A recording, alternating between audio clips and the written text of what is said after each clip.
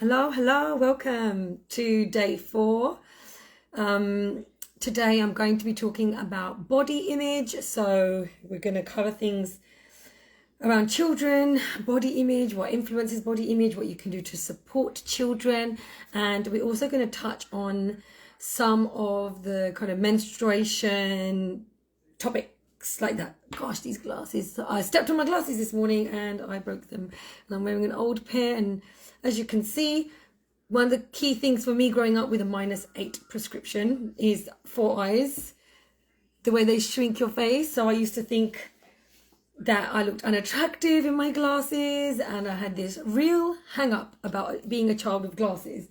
And I think it's extremely relevant to body image because actually, when you form relationships and friendships, we don't look at how that person looks. We start to see beyond that, right? Initially, you might when you meet somebody. And that's something that is really integral in children, and teaching your children through childhood from a young age, that what we actually look for and how friendships are made is through personalities and intuition and that gut instinct. And you see it in school, right? The children have no concept in reception in year 5 of colour, maybe a little bit of gender awareness by that point, but they play so lovingly and effortlessly in the playgrounds. It's beautiful, and then you fast forward and people become discriminating and judgmental and bully based on aesthetics. So I've touched on having boys with goodies, and just now I've talked about me having glasses, but a huge percentage of my clients are women of color. So in the last 2 years, 100% of my clients are women of color. And it's a really different terrain for us, because if you live in the UK, there are societal expectations and cultural and colonial influences that will favor fair skin, colored eyes, certain physique, slim frame. These things are embedded in racism. Diet culture is in itself, diet culture has a lot of undertones of racism, overtones of racism. Welcome to the chat as you come in. Feel free to share comments, write me questions, things that you see happening with your children. So I throw it out there to adults, to us as parents, that yes, there are massive racist, sexist points behind diet culture, and that has an impact on your children's mental well-being. So for Children's Mental Health Week, this I saved until day 4. It's a very heavy topic. I wanted to cover off much of the nutrition, the first part, and then focus towards the end around body image and then mindset. Why this is important in the work I do as a nutrition coach is food cannot fix if you do not feel good within yourself. Mindset work always comes for me before nutrition work with my clients, because it's not about the body, the color of your skin, the size of your jeans, the color of your eyes. It's our perception of self influenced by those external factors. So I speak quite highly charged about this sometimes, and you'll see it in my posts. I'm not about making slim, skinny people. I'm about self-acceptance, self-compassion to get to self-acceptance.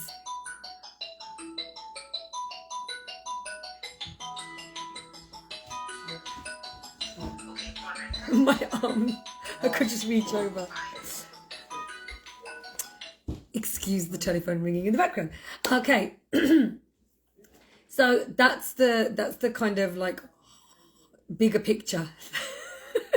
That's the bigger picture of the kind of deeper aspects of, colonialism and, institutional racism and all of that stuff that is upward influencing us. Now, how do you feel about your body? What do you think and feel when you look in the mirror? We all have hang-ups. We all have parts of us that we might not like, but how do you speak about them in front of others? So quickly, mums sitting in a coffee shop can turn the subject to weight loss without realizing if their children are there, they are really observing what the mums are doing and talking about. We are the future story of our children's food and body image relationship.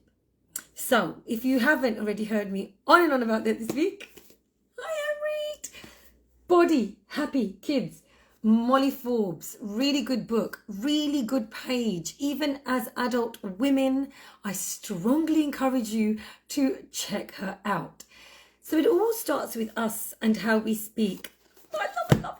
I love it. So it all starts with us and how we speak, because our children will look to us, and if we are there grabbing at parts of our body, talking about the next diet, I'm drinking water, I'm trying to skip a meal, whatever it might be, I guarantee you, they are listening and observing. So my son is 8 now, used the word fat, and I was like, stopped. It's okay. He's curious. He's heard this. He's picked it up. And he might say sometimes my fat legs or my fat belly. And I said to sit down and say, fat, really matter of fact, fat is a part of all our bodies. And I say to him, you physically can't survive without fat. And do you know that fat on your body? I was going to try and find a bit. Like, we've all got it here. It doesn't matter how slim someone's arms are. We all wobble. I said, that, baby, is insulating our bodies, whether it's stomach, thighs, arms. And I just kept it very matter of fact that we all need fat to survive. It stores energy. It has a very vital function to provide our bodies with all sorts, like I said, energy, insulation. And I didn't go into, oh my God, I'm a nutrition coach. Why is my son saying this about himself? Or if we'd make a big deal of it and get kind of, not big deal, but you know what I mean? We can sometimes like, oh my God, my son's going to have issues. He might end up having an eating disorder. He might have trouble relationship with his body. I stick to, look how fantastic the body is. It breathes without thinking, without you telling it to. Like my hands always, I don't tell them, oh, now, cue, Rav, when you say something exciting, hands. Like, it just happens. When we're brushing our teeth, we've become so automatic in doing that, we don't even have to really think about it. So we talk about instead the amazement of what our body, like, how amazing our body is. Breathing, digesting. Right now it's digesting my lunch. And when we focus on the mechanisms and the performance of our body, the ability to walk, talk, eat, sleep, how it changes, how our hair falls out but regrows, skin is always regenerating, nails.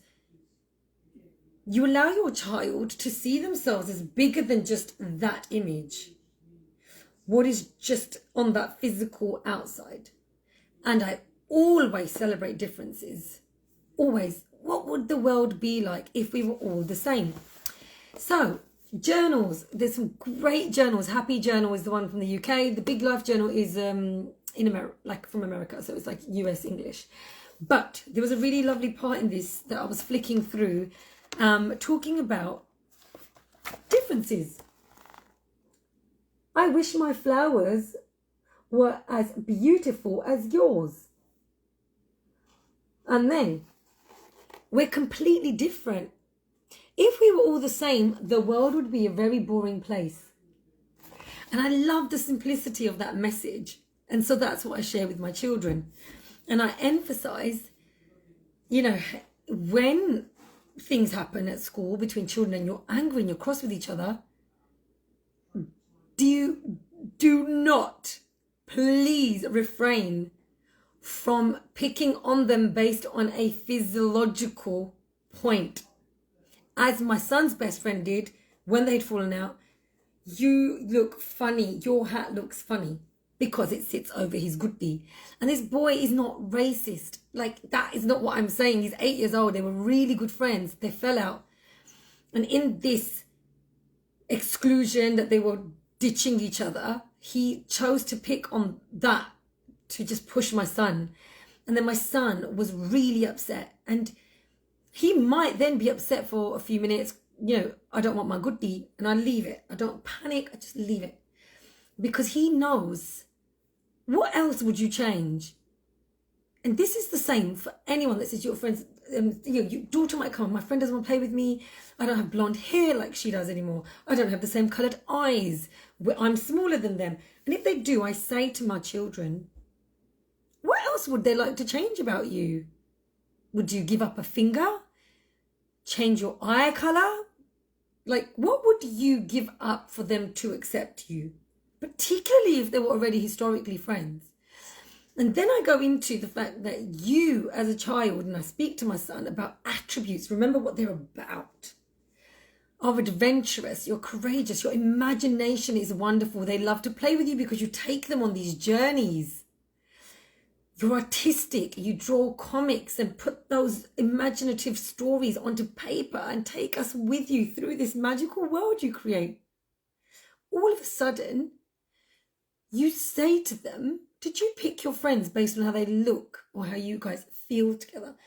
So we're always navigating our children towards appreciating, celebrating differences, because you don't want to be the same and be boring.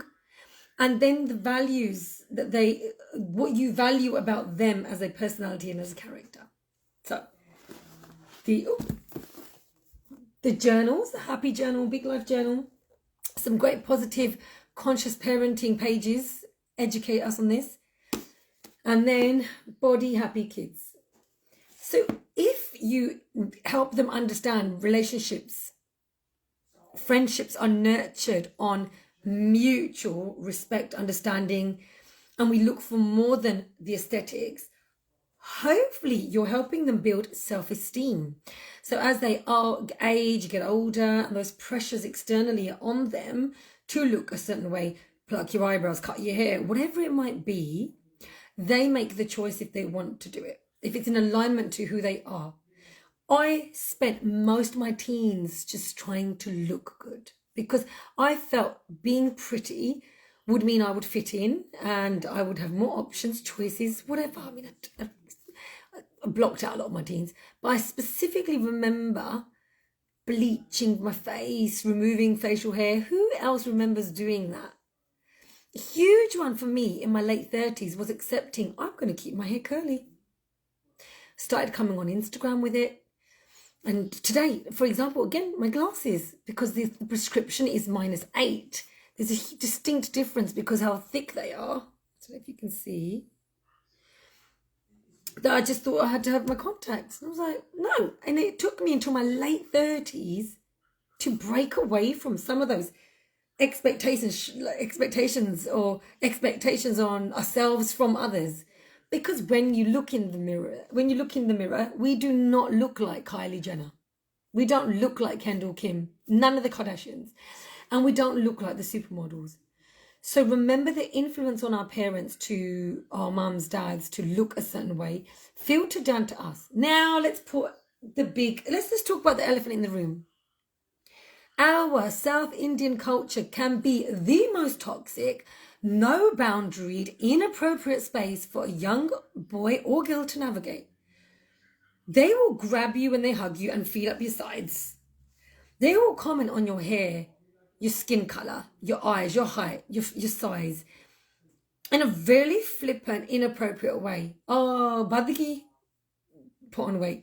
They'll have nicknames like motto. They'll say things around, like, just because I'm so far removed from it now, I'm like struggling. Any examples? Think about what you've heard being said. And little girls getting called motto or talking about, oh, gudu, yeah, you know, it will filter through. And when you look at my Instagram post today, there's a little girl looking at the magazines with a Genji and holding, yeah. So Gurjeet's bringing up a really important point. Oh my God. Their head being heavy-chested. So let's just be mindful, young girls, and you've led me into this really nicely, Gurjeet, right? Young girls are so at risk of our community being so scared of anything sexual or sexualization of children, that they inadvertently put too much attention to it.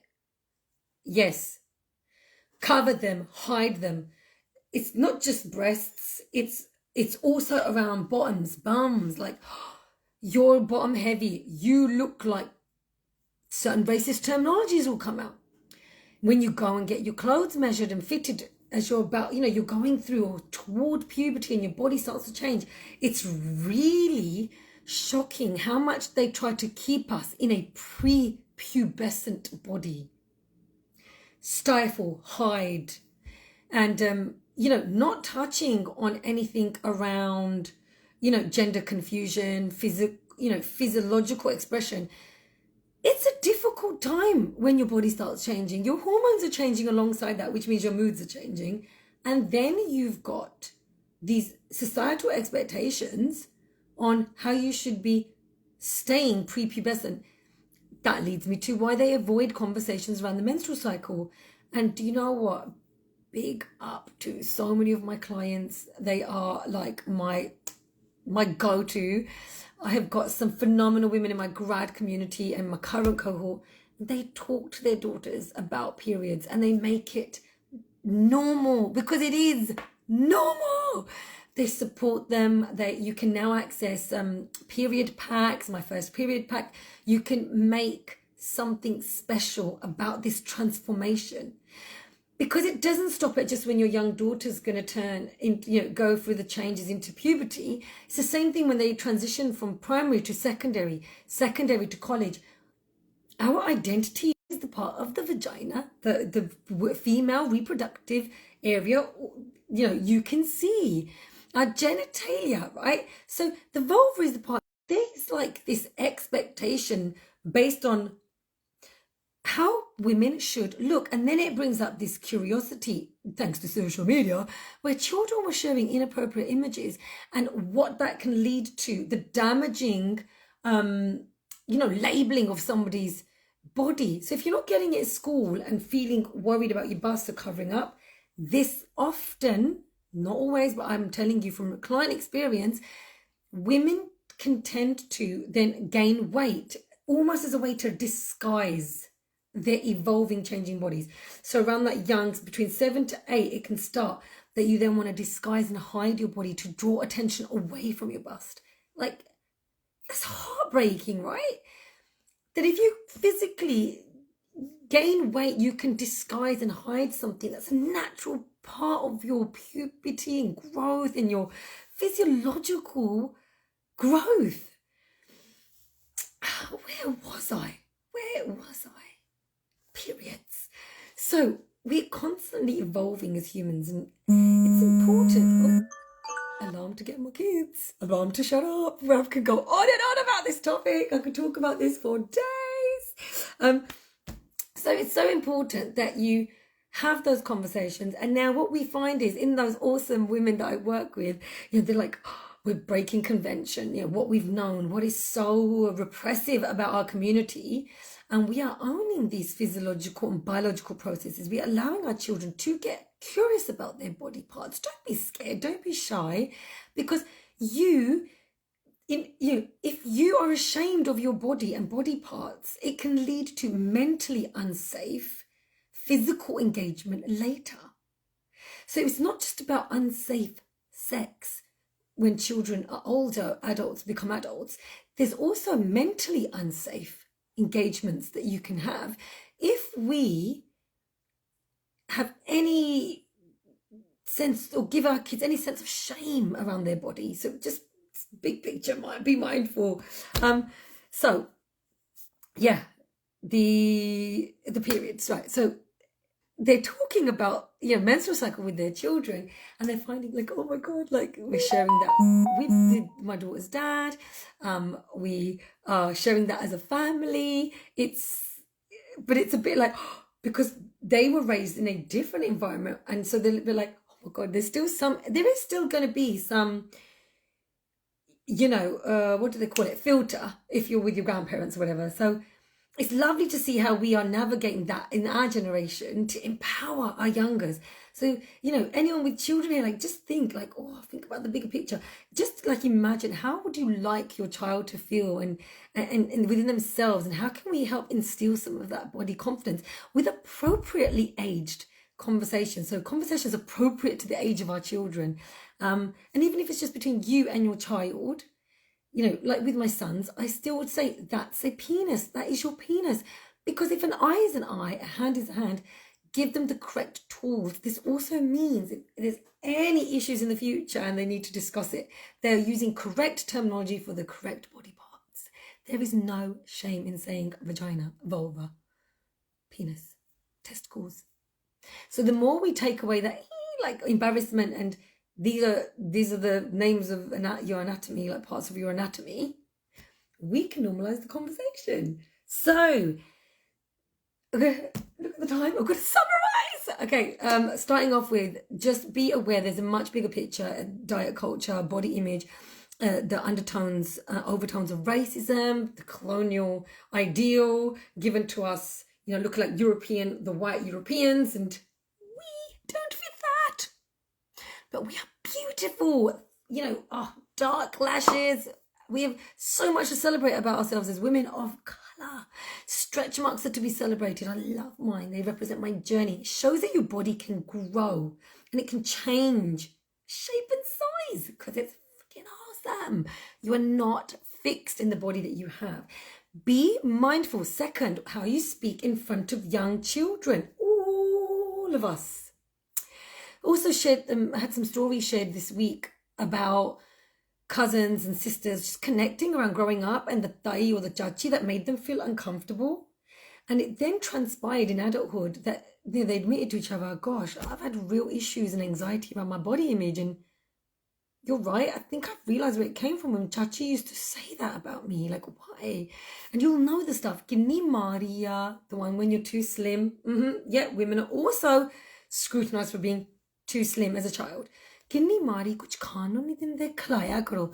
Basically, your child is so malnutritioned. Do you not feed them? You should get them to eat. It does the opposite. It makes the child want to repel. It just doesn't help them. So, second thing, use the resources. Ask for help. If you're worried about your teenage daughter, please reach out. A lot of children would have experienced some of the mental health symptoms or challenged mental health symptoms by the age of 14. So if you look at the stats on my Instagram, and it's not, please don't see it as, oh my God, the world's over, my child might have anxiety or depression. So many good resources. Go to a professional. There is nothing shameful. I love therapy.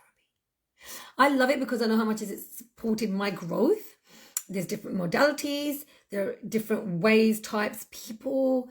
And now in this day and age, we have access to that information. There is never any shame in asking for help. And if you model the behaviors you would like for your children and encompass them within yourself, you will see a really positive shift with your children. So use the tools. Body Happy Kids, Big Life Journal. There's other stuff that I use, but I will share this on my Insta and I'll share them on Facebook posts. Thank you for being here today with me. I have absolutely loved sharing with you. I'm back tomorrow. I'm going to be talking about my own mental health journey, a little bit around the growth mindset, and just talking about how our brain functions and so why children are, so susceptible to those mood swings and the signs to look for. See you there.